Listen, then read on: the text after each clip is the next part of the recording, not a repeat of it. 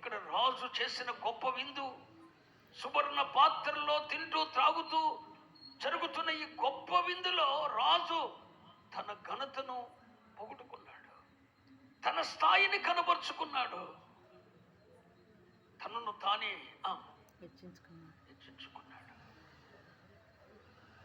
ఈ శుభవేళ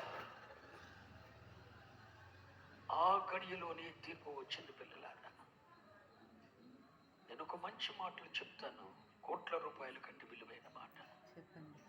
అది నీ జీవితం అంతటికి అవసరం.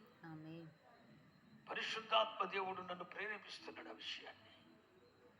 ఒక మాట గుర్తుంచుకోండి, నీవు ఒక కట్టడాన్ని కట్టినా,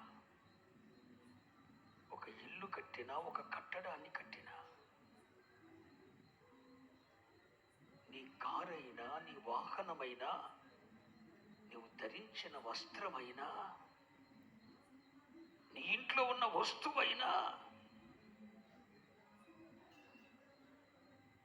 నీ ఘనతను చూపించుకోవటానికే నువ్వు దాన్ని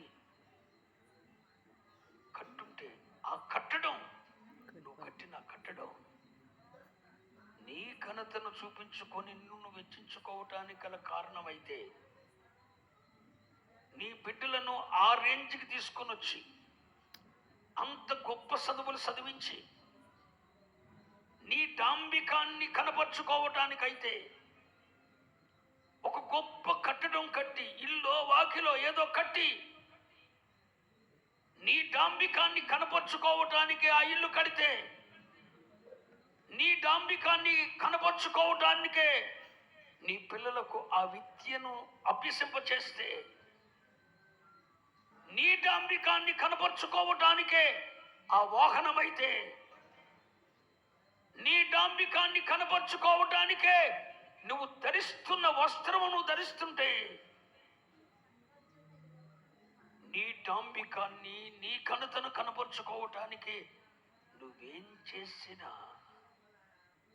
దాని పర్యవసానం వచ్చేదేంటి చెప్పండి?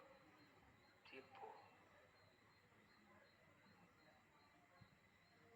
నువ్వేం చేసినా దేవుని మహిమ కొరకు కాక నీ డాంబికాన్ని కనపరుచుకోవటానికి కనుక చేస్తే తీర్పు వస్తుంది, జాగ్రత్త.